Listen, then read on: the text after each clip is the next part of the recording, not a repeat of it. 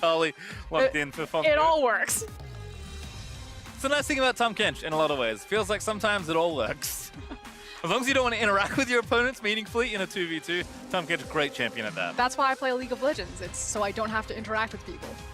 I have seen you play. You are certainly a simple player, as there is Lucian that picked up for Phong Vu. It feels like they're picking to really, like, the early game's been good. They really want to stomp through these lanes. This is PVB having the confidence. They know that they can end this in the lane phase. That's Lucian Galio. That's a devastating level 3. That is one of the most disgusting level 3s in the game in terms of 2v2s.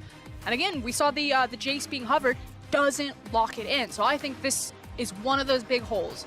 Vega Squadron, they don't flex the Sylas, they don't play the Sylas, and they are not playing the Jace either. I mean, again, it would just be comfort here for Boss. Back to Aatrox here with the Hecarim ban. I believe it's his second most played on the year. It is a comfort pick for him, yeah. And then Zeros will lose his Fiora, but he's got plenty left in that bag of tricks, including the Akali they already have locked in. So already from the first 3 picks from both sides, we said that Phong Vu Buffaloes, that they're just going to sucker punch you in the lane phase. They have a lot of assassination potential. They have a really scary bot lane. On the other side, Vega Squadron, it feels like they're setting up for a top camp.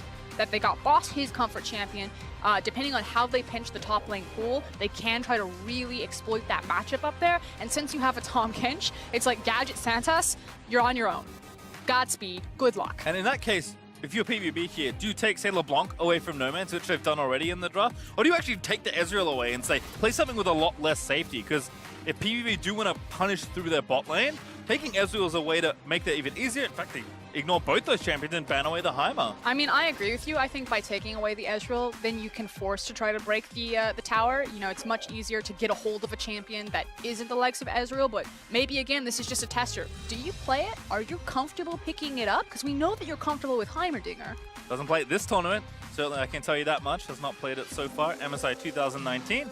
Jace was also the other band there for Vegas, so Zeros loses that option, and it will be Tahm Kench Ashe. So a pretty stock standard bot lane, again, not the Lucian Braum, but definitely taking the other side of that. So the thing is that Ashe and Tahm Kench can fight for priority. You do have great pushing power right there, but I expect that Santas and Gadget will be playing a much more utility-oriented bot lane. So it's still nice to break that bot lane to start unlocking some of these semi-global ultimates like the Asho and the Abyssal Voyage, but when are they going to break them? Well, they have Ryze there, so I don't think he'll do that. I would say that it looks like Zeros will be collecting the Akali, but of course we'll wait and see. Plenty of flexibility there for Phong Vu. And, you know, Pal having some fun. Flashing the Shaker, flashing the Sedge, and of course, oh, they lock it in! Okay. So a much more traditional composition from PvP. It has the ability to play a 5v5 if this turns into team fights. It has the ability to play onto the side lanes with the likes of the Akali and the Ryze, as well as multi-teleports.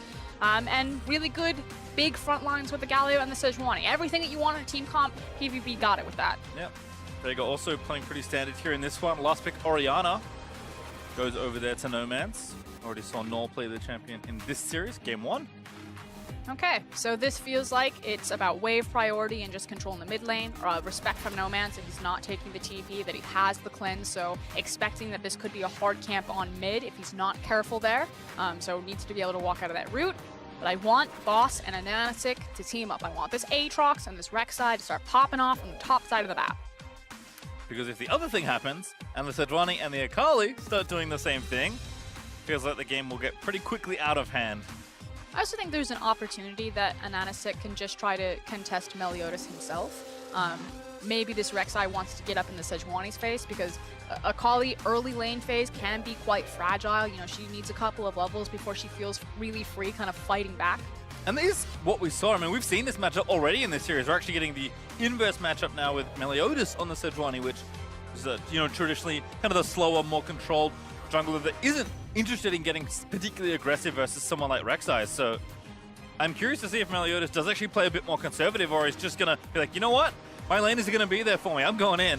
For me, it's all about how Meliodas plays around the information that his laners are able to acquire for him, and just, it feels like he's always making the right decisions, especially for this series. So I'm all aboard something like a Sejuani that has the option, can go for the skirmish because of her potential burst damage early on, or maybe just wants to path around, scout out for his laners, and see it in the team fights. And I think that's a great thing to highlight, because we look at these early games going so well for Phong Vu in this series, and you think, man, they're just pretty good players. And that's true, they are strong players.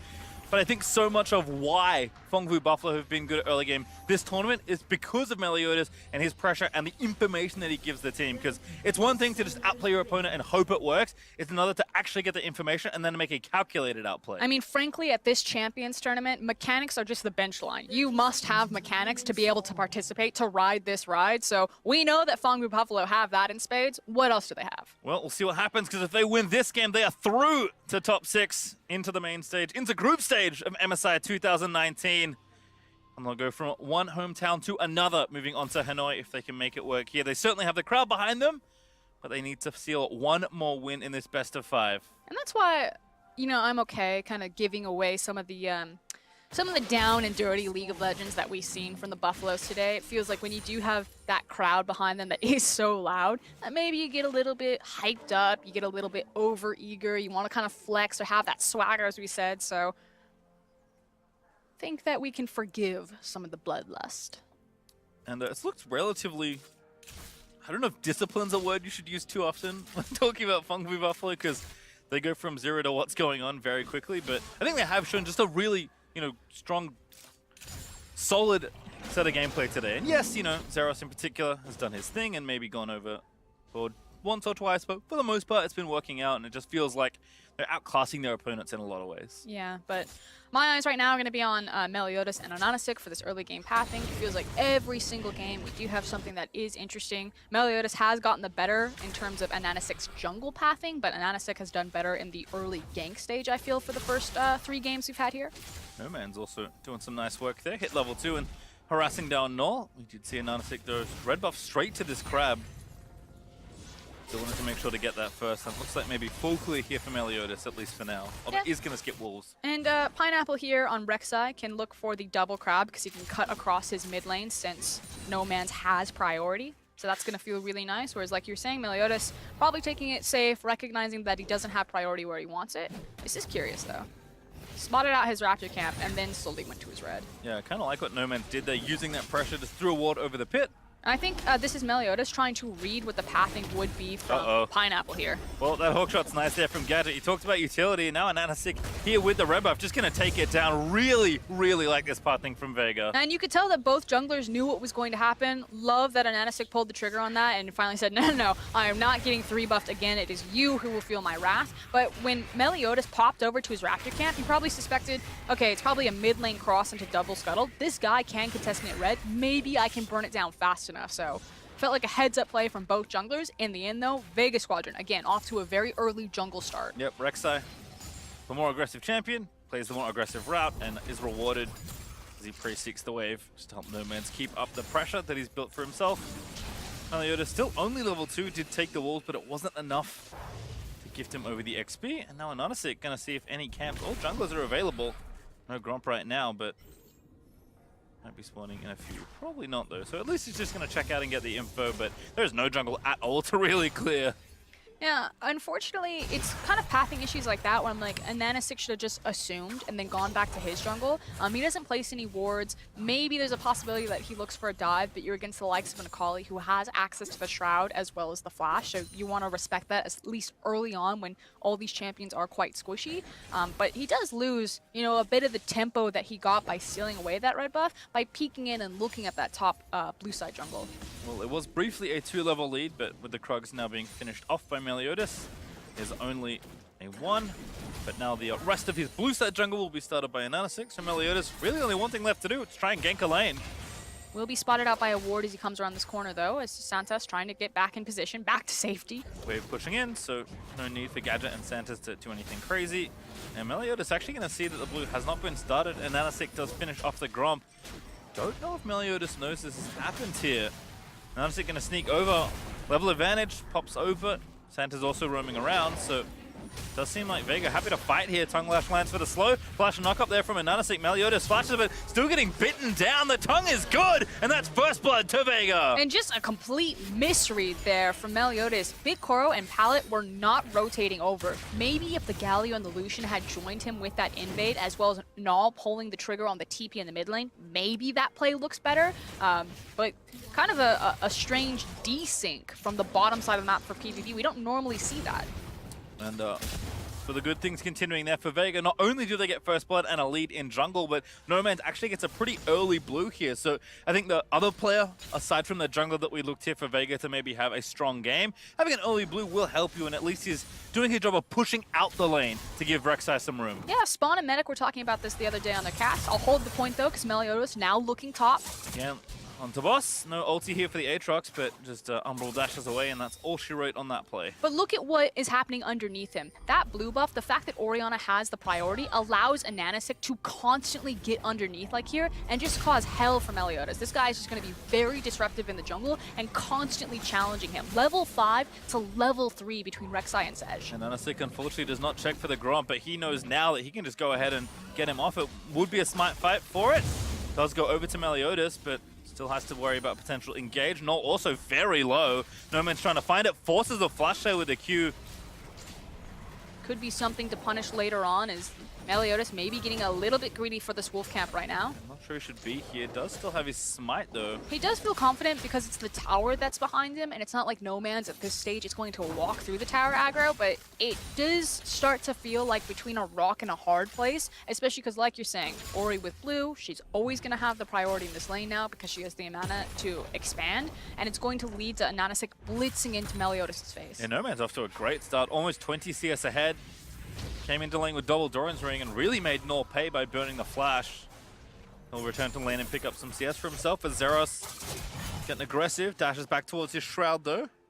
Just playing with boss for a little while. Meanwhile, down bottom, looks like the Tahm Kench and the Ashe have paid off. You know, no one's died, which it feels like in the previous games people were dying at level 2, level 3, so we've at least survived that mark. Also with the Bilgewater Cutlass now completed for Gadget, going for that play the Ruin King first.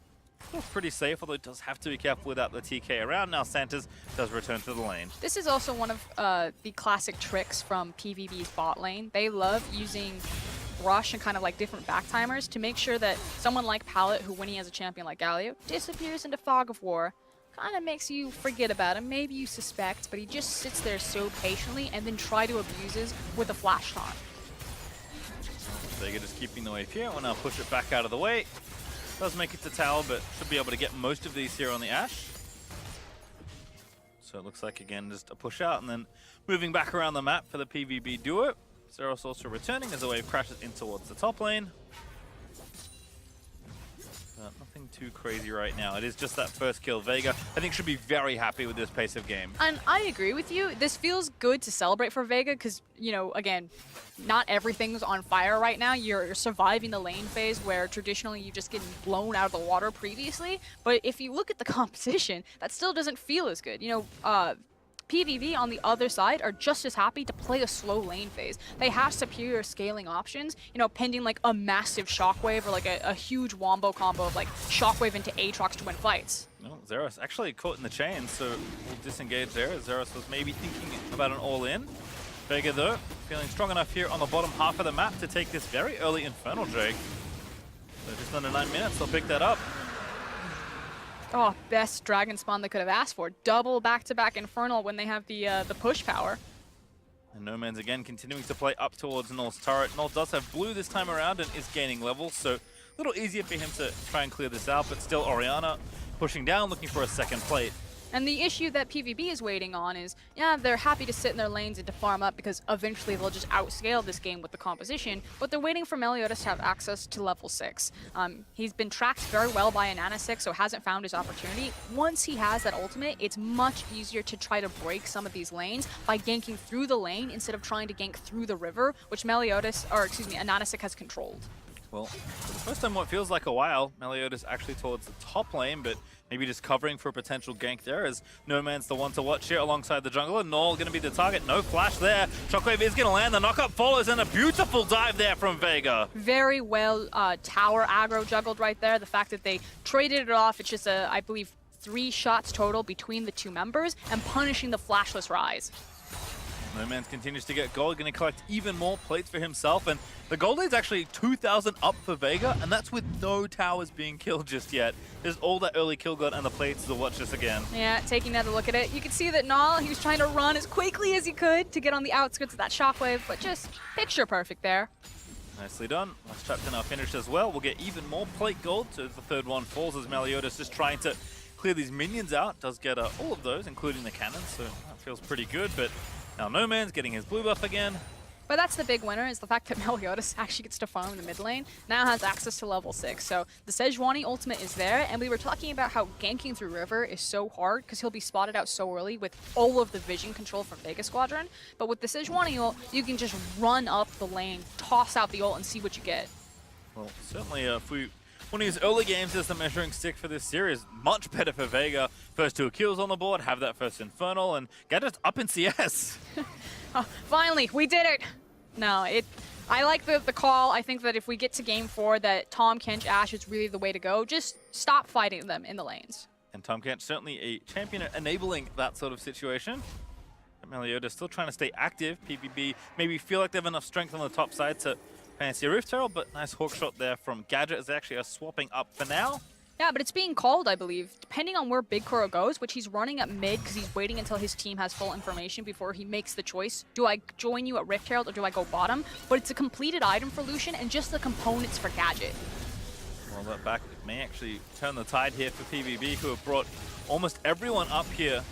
Zeros notwithstanding, who's actually going in for the swap and moving into the bottom lane. I think this is actually really dangerous for PvB. The fact that you're dealing with really key ultimates this early on in the game, like the Shockwave as well as the Enchanted Crystal Arrow, I like the call to just say they can have this one. It's not worth walking into an area that we were already late to rotate to. Yep, and again, Vega were there first. They got set up for Vision. They have the Speed Shrine. So that's going to be Rift-Held over to Vega Squadron. Finally feels like we got the calm, collected, controlled game that Vega Squadron really need to showcase that they can be competitive in this best of 5. Big Kuro again, gonna meet Gadget there. And Zeros almost up to the Gunblade, doing decently there, although a little bit behind in gold. Big gold difference though is between those two junglers. That is 50 to 77, and Anasik is just schooling Meliodas this game. Yep, gonna pop the Rift Turret as well, so No Man's is gonna cash in even more turret plates. Will get the first turret gold and the plates over to himself as well. So this Orianna also has so much gold built up. And opening up the map like that is so pivotal when you have the Ashe and the Tahm Kench. We're gonna walk through there. Okay, Meliodas, saw it coming. It's a big tank line. Whenever you see multiple people walk through a choke point next to an Orianna, have to hold your breath for a second. You just clench. No level 11 just yet for Orianna. No Man's not far off though. Plate's gonna go over. Caster creep. Not enough. It's like one little wizard spell away from that caster creep for giving the plate over. So Gadget and Sanders will keep the push up now. Just a stiff breeze comes by, knocks it over. Pallet back up here to join the 2v2. As Meliodas again just getting consistently harassed in his jungle. Loses his red buff again. He's getting ripped around the map, and we're starting to see big discrepancies between the lanes, not just in the CS, but mostly in the experience, particularly that mid lane, level 9 to level 10. No Man's is a big deal right now, closer to that level 11. Big Kuro a little bit low, but they are going to start the fight off here. Culling popped, Ignite down onto Gadget as well, but not enough to get the kill there. They'll stay safe. There's one rule, guys. We don't fight. And hey, they obeyed your rule and it works out. In fact, Infernal even up here means that they have the presence, they have the pressure to take their second Drake in a row. Teaming up with No Man's and Ananasik, I was just talking about this Orianna, level 10, that much closer to level 11. As soon as she gets it, which she got it right there, now No Man's and Ananasik are very scary for this ball delivery system. So I want to see how Vega Squadron continue to open up this map and really try to abuse the utility of their bot lane with that Ashe Arrow. And look, the first, kill or two was okay, good job, you're like making a game of it, kind of slowing things down. At this point, they're actually really far ahead. I mean, these are comparable gold leads to what PVB were delivering in the last few games. Meliodas looking for something, but a cleanse from No Man's makes that a non-factor. Yeah, walks out of it. It's going to be now another repeat. Maybe you attempt that gank again on No Man's, but I was actually looking at this, who does Meliodas actually pick to try to gank with the Sejuani ultimate? When you're against a Tahm Kench, I'll hold it. Gadget flashes, Pallet follows, and that's going to be the first kill over to Phong Vu. Force him to guess. Don't flash early and tell him exactly where you're going to go. And as you said, goalers don't fight. Unfortunately, Tahm Kench not there to save the day. Well, that is Gadget falling down and giving the first kill over to the VCS representative. Big Kuro now. And that Blade going to try and push down and get a bit more turret damage done. But as you can see, 6 plates and 0 versus 0 means almost 1,000 extra gold given over to Vega. Still a lot more power stacked into this Vega Squadron lineup, especially as Orianna now starting to cheat up towards the bottom lane. Without Sejuani ultimate, Vega should feel really confident that if PVB hung around there, that they would look for the fight. Yeah, No Man's had the rank 2 ulti, has the Luden's already done with an extra blasting one plus the Sork shoes, so good position here for No Man's to take over this game alongside his jungler that's had another good game. Again, we talked about these teams in both their groups. You know, when they had a lead, they really just ran away with the game for the most part. So this is finally Vega's time with a pretty substantial lead in the early game. So the question now is, can they run away with the game? We're also going to see what PVB look like playing from a back foot and if they can actually turn that into a victory. Because anytime they fell behind Team Liquid, it was basically just watching them run into the wood chipper. Well, not what you want to see if you're a fan of the home team. PVB again would like to finish off the series right now. And Anasik to ulti, maybe a little too far forward. He's gonna, oh, Tom Kench gonna save the day. Flashes away to the tunnel. That would have been fine just in case. I'm a little bit scared about this choice of where you're going to play on the map right now. Yes, Anasik is very strong, but his bot lane just hasn't counted it for him. I feel like he needs to be prioritizing boss and no man's, and that if this rek'sai is going to make a play, he needs to look left and right, and as long as Orianna and Aatrox are there, that's fine. If it's just Tom Kench and Ashe, don't make that play. You see Zeros also knowing that he's getting pressured a little, so with No Man's off the map, although he's back to mid now as we can see, Zeros just gives up the turret and decides to give a bit of extra gold over to boss. And PVB again just definitely picked a comp that's a bit slower, fallen behind in the early game thanks to the efforts of primarily Vega Squadron's jungler. So a little happier perhaps to sit back and play slower with this comp, but not the kind of deficit you think of, even when you're picking something that's not quite as high tempo as it has been in the first 2 games. They still need to be really respectful of Vega Squadron. Yeah, probably in comms right now, PvP are like, it's fine, play scale, we're playing for farm right now, we're just trying to create safe opportunities, and then if someone overstays their welcome, then we look for punish. Maybe it's this bot lane. But they probably aren't thinking, you know, hit the panic button, there's a possibility we lose this game, because there's still so many options left for them as the composition continues to scale up. Certainly not out of reach by any means. Zeros dancing back in onto boss. Will he commit the ulti? Will look for the stun, but doesn't land it. Still gets Aatrox ulti out of there. Oh, missing that E. Might have been it there for Zeros, but fortunately ulti times out and he uses the second charge and boss walks away safely. And we're kind of in this lull where there's not a lot of obvious objectives for either team to play around. This would be interesting. There is TP for boss, so he could TP back into this lane. Very long lane for Zeros to try and run out of, and he already used his ulti. He does have flash. He's actually Shroud though. He's walking back. Is it gonna try it? I think you have to go for it. You stayed down here long enough. Now Zeros sees what's up. Prayseeker misses. Zeros gonna flip away. That's gonna be enough to get him out. I'm not sure about that one. It looked very scary. I'm a little bit lukewarm, I think. Zeros gets out of it. This time actually stays in the bot lane. He's pretty confident, and Anasik has walked away from his lane. No Man's though actually in the side lane right now versus Big Koro. Zeros apparently decided that he wants to fight again. Oh, he has his jungler, of course. Although that's Tom Kent. He's got more than a jungler. Zeros in. Oh, gets knocked up. The arrow's gonna miss him. But there's Santa going in. Pallet roams in as well with his ulti. Flash not committed. Noldo commits for the flash route, but it's still 4v4. Vega walking back towards their turret now. Maybe they can turn tail and try and get the fight turned around for themselves. Pallet locked up in the chains is going to get caught up and killed. They've overextended, and Orianna is running behind them. Yep, no, Realm Warp not going to work. That's Gadget grabbing their next kill. And here's No Man's going to cut them off with the Shockwave. Oh, it looks so good. Finds the Shockwave, gets one and a flash. Meliodas fail flash. And that's going to give the kill over to rek'sai. Vega are really coming alive. Hope is alive for this Vega Squadron in game number 3 right now. They got the minion wave behind them. They even grabbed the aggro, so the minions are going to survive just a little bit longer, but immediately punish the overreach there from PVB and shove down the tower. PVB, for the first time, almost all tournament, look very passive in this game. I mean, yes, you have to play, you know, knowing that you're behind, you have to play with respect, but they're almost giving them too much at this point. I don't know if that was respectful though, Page Jump. They like TP'd and threw everything.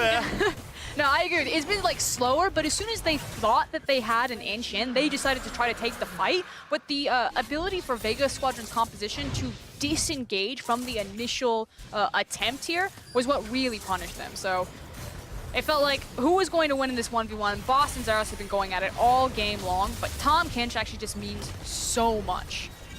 I was going to say, we talked about the power of Galio and his globals as Noel jumps in here. And this is kind of what spelled disaster here for PVB, because now you cannot run. Yeah, good positioning by Gadget as well. I like the fact that he doesn't immediately commit. He's just there to, again, provide that utility and help his team walk them down. But it's Boss and Santos that were kind of leading the charge. Yeah, Boss's comfort on Aatrox also showing. He got 2 very nice knockups there to basically get those 2 kills. And then Meliodas, slight mechanical error. Probably would have died anyway, but you can see the fans not happy. I'd like to point out that guy in the middle space. Well, that was kill, so Santa's dead's nice. Gadget though will live. Finally, PVB finds something on the scoreboard. But again, I think, you know, it's funny that, you know, you mentioned it a few times, but Tom Kinch is a big difference maker. When you're playing against a team that wants to be aggressive, he diffuses all that, and you're able to match global power and just move to fights as quickly as PVB are willing to start them. And Gadget and Santos have experience playing with this pick. You know, it's not something that's completely out of the wheelhouse or out of the blue for them. So I'm curious why it took so long for them to grab hold of this. It felt like, you know, sometimes you just have to put up the white flag. You just have to say, this one's probably on me, guys. I can't beat these guys. We tried to go toe-to-toe. It didn't work, so let's just play defensive. Let's change the game plan. And I'm glad that it finally happened for Vega Squadron. But the question is it too little, too late? Perhaps, but it would be funny if the smallest change in draft is the one that makes the biggest difference for a team that has shown us so many creative drafts throughout the tournament. Still, PVB did grab a kill. They're woefully behind still at 6,000 down. But PVB will make a go of this game. I don't think they'll go silently this good night. But I really like the Vega Squadron are forcing them to group up. So they're not giving them a lot of space or time to play around these side lanes. They're saying, hey, our comp is really strong right now when we are grouped up around how strong No Man's and Ananasik is. Let's just force it down, PVB. Let's take what we want and not give them the opportunity to trade cross-map on objectives. And that decisiveness was what got PVB into such good positions and made them such quick games in the first 2, so Vega certainly have the ability to show similar strength here. Don't want to play too slowly. Much like Goldilocks has to be just right. Even when you have a lead, you don't want to wait too long. The classic lukewarm. Well, Gadget finds himself some minions to arrow down. Certainly have to think that Baron is in the forefront of both these teams' minds. Isn't it a completely different game when Vega Squadron have tempo and control? Like, it just... PVB, they're in control, there's kills, everything's all across the map, it's very scrappy, it's happening very quickly. And I just love the fact that, again, Vega Squadron chose not to play into that and finally said, let's play our game. Let's try to see if we can force this team to be responsive to us. And so far, so good. Again, building a big lead. They have the runner Drakes right now, including 2 Infernal. Have a Cloud coming up in a minute 32 to add a potential 4th to their collection. Yeah, double Infernal in a Mountain is always going to feel good, especially when you have a Bork on an Ashe. No Man's also rapidly approaching item number 3. Zera's still trying to find his foothold in a 1v1, but with the ulti up and not much vision, Zeros can't really overcommit there. And that's the key thing there, is that he knows that he's got the foothold. He can kick Aatrox when he is down right now. He's taking very short trades before he's looking for the all-in, whittling him down and kind of buying his time, but it's not having that perfect information, knowing that an Abyssal Voyage could really ruin his day. Again, you have to play with so much more respect when there's a global that can make it happen. Ulti finds Meliodas there. Arrow is good, and that's a kill for Ananasik. And it's just that easy. Throwing the arrow from Fog of War, you can see all of the vision control that Vega Squadron have gotten. They've basically had priority over this mid lane since minute 1 in this game, especially with the early transfer of that blue buff, and it hasn't let up. And now that's a Mountain, double Infernal, and such easy Baron access. Oh, No Man's running interference. Really nice there again. Orianna so good in these choke points leading up to Baron. Null is here. Vega actually are going to commit that. Zeros keeping straight into the pit. Gets out, has to use charge one of the ulti already, though Baron is low. I don't think they can get it. That will be over to Vega. Smite is good. Zeros forced to get out. Boss is a little low, but he still has his ulti. So Zeros is going to get chased down. He slowly flashes in an Anasik. Unstoppable just gets an easy kill. Everyone is flashing into a wall from PVB. These are mechanical missteps left, right, and center here. And here comes Vega. Knock up into the shockwave. That's a kill for Gadget. And they're not going to get off the map. Maybe they thought reset after that one kill on the Baron, but with another one now, just go straight for the objective. And that's two key members there, especially the Ryze, who's your primary source of wave clear, that are dead and down. You have the wave and the Baron behind them. I'm curious how confident Vega are going to feel in this push. Maybe they push for an inhib. If you turn the names off, I assume that Vega are actually Phong Buffalo, given how the series has played out. They're basically doing exactly what has been done to them in these first two games, just making it look almost effortless. And it feels like Vega Squadron finally found the blueprint. It wasn't about playing standard. It wasn't about playing cheese. It was about playing slow, about trying to control this team. Team Liquid managed to dismantle PVB when they were able to slow down the game. Don't buy into these guys. Don't get scrappy with them. And again, I mean, this is desperation here for PVB. They have to try something, but you don't have a jungler. You can't really force a team fight, so they get the Baron, and then it's just inevitable here to get a couple kills at least. And you have to think that this is just a massive mistake, not just the obvious ones that you see on your screen about flashing into walls, but, you know, why are you expending your teleport? Why is PvP even looking into that pit? You're not going to get the smite contest. You don't have vision control. You decided that you weren't going to take the 5v5. You could have held on to those summoners. You could have held on to your lives and tried to trade the Baron time for at least some gold. And I present this gold graph as a visual representation of this game's narrative. It's just been a very calm, steady snowball for Vega Squadron. And now it's about if they can just crescendo on top of it. Feeling confident. They've got everything behind them. We've seen maybe some nerves at play for Vega Squadron. When they did have leads against the Flash Wolves, it took them a very long time to close that game out. I want something a bit crisper here. You have the muscle, now use it. Have to agree, but Vega's still working on these structures. They've already got one inhib. They took the top after that Baron. Boss is working with the Baron up minion wave there for the bottom inhibitor turret, and of course the rest of the team in the mid. So really clean stuff so far there for Boss. Nice double knock up there as well. Clearly knows his way around this champion. Zeros getting low, he's poked off. That's actually an ulti in from rek'sai. It's an assassination! rek'sai just leaps in there, and PVB forced back to their nexus. Boss pops the ulti, walks up. Sanders in the belly of the Tom Kent stays safe, and this is going to be carnage here, I have to think so. Boss pops the world ender, still trying to dive under the turret. Vega trying to give them a taste of their own medicine straight into the base and back to the turrets. Yep, but now they have a waiting creep wave for them, as well as a cannon. They can continue this siege, and PvB are just trying to mount the defense right now, stop the bleeding. Zeros down, 20 seconds up. Inhib gonna go over, tower falls in mid. No Man's just putting in work. They're gonna try a realm warp here, but Vega walk out. Gadget very respectfully flashes. They haven't gotten an inhib yet. Vega Squadron still needs to complete the mission that they were sent here to do. There's one in mid, and bottom lane should be finished off by a Nanasik. There they go. With the help of the Baron up minions, so maybe stay a little while. Zeros is back up. PVB might try and find something here. They have no Sejuani ultimate, so I like this window that Vega are abusing. Yeah, they're trying to end the game. Gadget takes the first Nexus turret down. This is a deja vu from the last game. We saw Meliodas gonna get picked up by No Man's. What a snipe by the Orianna. And it feels like it's gonna be all she wrote for this game. I mean, PVB have to go soon. And even if they win the fight, it's only gonna potentially delay the inevitable. Vega are moving in for the kill. They'll find Nor, they'll knock him up, they'll force a flash out of the way. Again, the rek'sai comes back up. They blow the Nexus open and exposed, and Gadget is just gonna put the last few arrows into their structure as Vega finally find themselves on the scoreboard.